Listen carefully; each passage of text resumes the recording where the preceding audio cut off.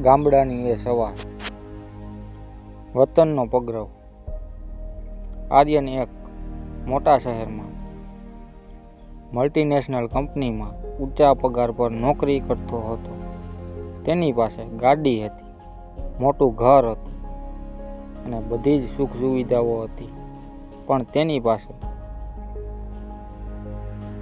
શાંતિ નહોતી. સતત ટાર્ગેટ અને દોડધામથી તે થાકી ગયો હતો.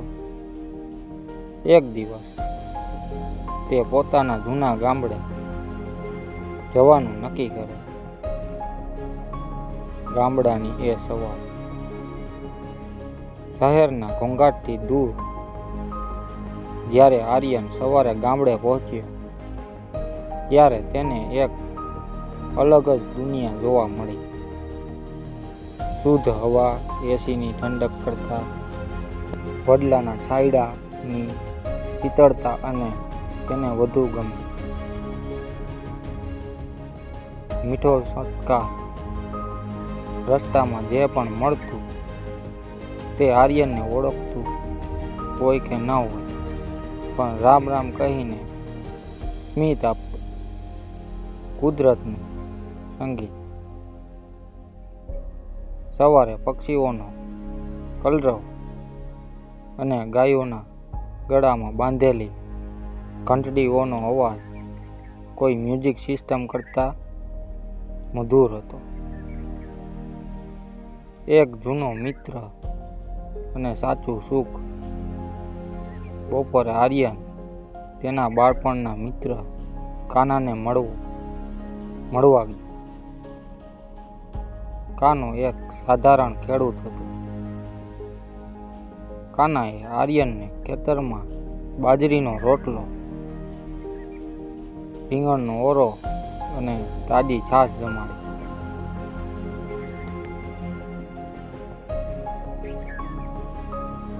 જમતા જમતા આર્યને પૂછ્યું, કાના, તને આટલી ઓછી આવકમાં કંટાળો નથી આવતો? તારે સિટીમાં આવવું જોઈએ. કાનાએ હસીને જવાબ આપ્યો, ભાઈ, તારા શહેરમાં લોકો પાસે રહેવા માટે ફ્લેટ છે, પણ જીવવા માટે આખું આકાશ નથી. મારે ત્યાં ભલે પૈસા ઓછા હોય, પણ રાત્રે ઓછી કે માથું મૂકતા જ ઘસઘસાટ ઊંઘ આવી જાય છે. અમારે ત્યાં હોસ્પિટલો ઓછી છે, કારણ કે અમારા ખોરાકમાં ઝેર નથી અને હવામાં પ્રદૂષણ નથી.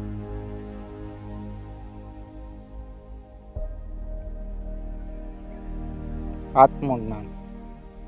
આર્યનને સમજાયું કે પોતે પૈસા કમાવવાની દોડમાં જીવવાનું જ ભૂલી ગયો હતો. ગામડામાં લોકો પાસે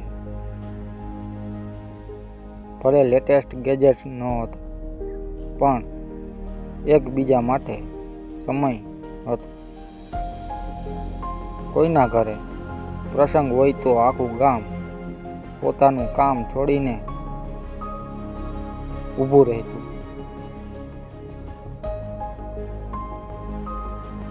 બોધ.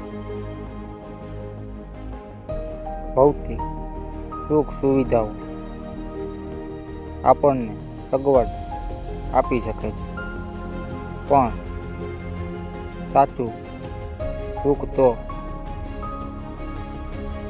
પ્રકૃતિના સાનિધ્યમાં અને પરસ્પરના પ્રેમમાં